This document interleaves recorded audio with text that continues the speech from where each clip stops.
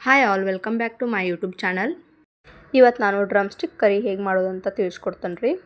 ಈ ಕರಿ ಮಾಡೋಕೆ ಮುಖ್ಯವಾಗಿ 2 ನುಗ್ಗೆಕಾಯಿ ಬೇಕಾಗ್ತಾವ್ರಿ, 2 ಬದನೆಕಾಯಿ, 1 ಬಟಾಟಿ ಬೇಕಾಗ್ತೈತ್ರಿ. ಮೊದಲಿಗೆ ಈ ಎಲ್ಲ ತರಕಾರಿಗಳನ್ನ ಕಟ್ ಮಾಡಿ ಇಟ್ಕೋಬೇಕ್ರಿ. ಹಂಗೆ ನೀವೇನಾದರೂ ಫಸ್ಟ್ ಟೈಮ್ ನಮ್ಮ ಚಾನಲ್ ನೋಡ್ತಾ ಇದ್ರೆ ಸಬ್ಸ್ಕ್ರೈಬ್ ಮಾಡ್ಕೊಂಡು ನೋಡ್ರಿ. ಹಾಗೆ ನಿಮ್ಮ ಫ್ರೆಂಡ್ಸ್ ಆ್ಯಂಡ್ ಫ್ಯಾಮಿಲಿಗೆ ಶೇರ್ ಮಾಡಿರಿ.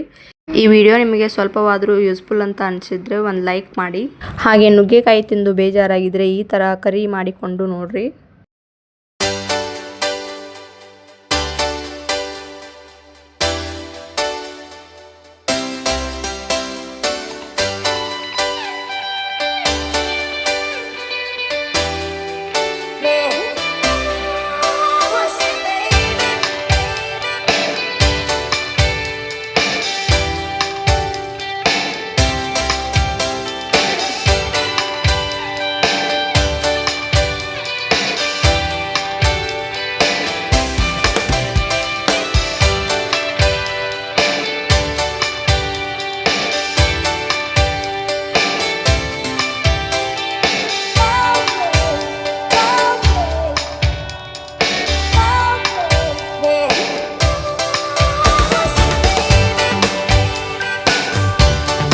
ಈಗ ಈ ಹೆಚ್ಕೊಂಡಿರುವಂಥ ತರಕಾರಿಗಳನ್ನ ಒಂದು ಪಾತ್ರೆಗೆ ಕುದಿಯೋಕೆ ಹಾಕೋಬೇಕ್ರಿ. ತರಕಾರಿ ಬೇಯೋ ತನಕ ಕರಿ ಮಾಡೋಕೆ ಬೇಕಾಗಿರುವ ಮಸಾಲೆ ರೆಡಿ ಮಾಡ್ಕೊರೋಣ್ರಿ. ಈ ಮಸಾಲೆ ರೆಡಿ ಮಾಡೋಕೆ ಪದಾರ್ಥಗಳು ಏನೇನು ಬೇಕಾಗ್ತಾವಂದ್ರೆ ರೀ, 1 ಮೀಡಿಯಮ್ ಸೈಜ್ ಈರುಳ್ಳಿ ಮತ್ತು 2 ಮೆಣಸಿನ್ಕಾಯಿ ತೊಗೊಂಡು ಅವನ್ನ ಗ್ಯಾಸ್ ಮೇಲೆ ಸುಟ್ಕೊಳ್ಬೇಕ್ರಿ. ಈಗ ಈ ಸುಟ್ಕೊಂಡಿರುವಂಥ ಈರುಳ್ಳಿ ಸಿಪ್ಪೆ ತೆಗೆದಿಟ್ಕೋಬೇಕ್ರಿ. ಹಾಗೆ ಈರುಳ್ಳಿ ಮತ್ತು ಮೆಣಸಿನ್ಕಾಯಿ ತಣ್ಣಗಾಗಿರ್ಬೇಕ್ರಿ. ಅವಾಗ ಮಿಕ್ಸಿ ಜಾರ್ದಾಗ ಹಾಕೋಬೇಕ್ರಿ. ಈಗ ಮಸಾಲೆ ಐಟಮ್ಸ್ ಹಾಕೋಬೇಕ್ರಿ. 1 ಪಲಾವ್ ಎಲೆ, 1 ಇಂಚದಷ್ಟು ಚಕ್ಕೆ,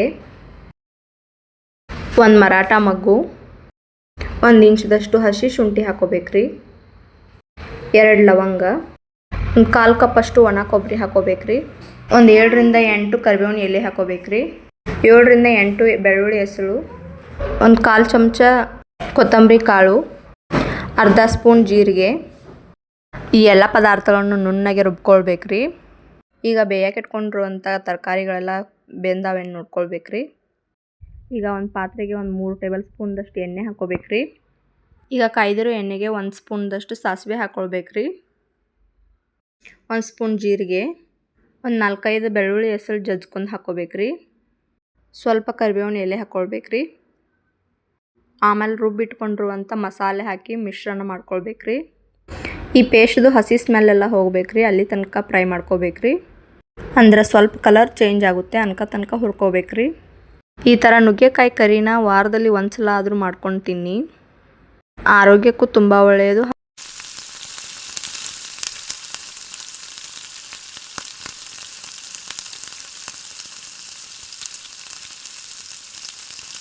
ಈಗ 1/4 ಚಮಚದಷ್ಟು ಅರಿಶಿನ ಪುಡಿ ಹಾಕ್ಕೋಬೇಕ್ರಿ. 1/4 ಚಮಚದಷ್ಟು ಜೀರಾ ಪೌಡ್ರ್ ಹಾಕ್ಕೋಬೇಕ್ರಿ. ಆಮೇಲೆ 1 ಟೊಮೆಟೋನ ಗ್ರೈಂಡ್ ಮಾಡಿ ಅಂದರೆ ಟೊಮೆಟೊ ಪ್ಯೂರಿ ಹಾಕ್ಕೋಬೇಕ್ರಿ. ಈ ಟೊಮೆಟೊದು ಹಸಿ ಸ್ಮೆಲ್ಲೆಲ್ಲ ಹೋಗ್ಬೇಕ್ರಿ, ಅಲ್ಲಿ ತನಕ ಫ್ರೈ ಮಾಡ್ಕೊಳ್ಬೇಕ್ರಿ. ಈಗ 1 ಸ್ಪೂನ್ದಷ್ಟು ಅಚ್ಚ ಖಾರ ಪುಡಿ ಹಾಕೋಬೇಕ್ರಿ. ಖಾರ ಇನ್ನೂ ಜಾಸ್ತಿ ಬೇಕಾದರೆ ಈಗ ಜಾಸ್ತಿ ಕ್ವಾಂಟಿಟಿ ಹಾಕೋಬೋದ್ರಿ. ಹಾಗೆ ಈ ಮಸಾಲೆನ ಜಾಸ್ತಿ ಟೈಮ್ ಫ್ರೈ ಮಾಡ್ಕೊಳ್ಬೇಕ್ರಿ.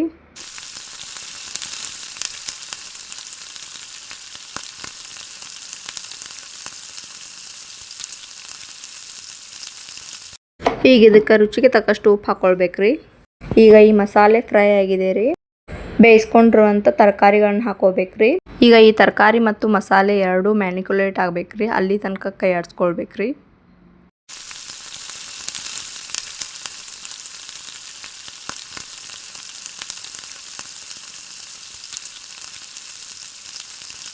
ಆಮೇಲೆ 1/4 ಕಪ್ಪಷ್ಟು ನೀರು ಹಾಕೊಳ್ಬೇಕ್ರಿ. ನಂತರ ಸಣ್ಣದಾಗಿ ಕಟ್ ಮಾಡ್ಕೊಂಡಿರುವಂಥ ಕೊತ್ತಂಬರಿ ಹಾಕೋಬೇಕ್ರಿ. ಈ ಕರಿನ ನಾವು ಚಪಾತಿ ಮತ್ತು ರೋಟಿಯಲ್ಲೂ ತಿನ್ಬೋದ್ರಿ, ಇಲ್ಲ ರೈಸ್ ಜೊತೆನೂ ತಿನ್ಬೋದ್ರಿ. ನೆಂಚ್ಕೊಳ್ಳೋಕ್ಕೆ ಚಲೋ ಇರುತ್ತೆ.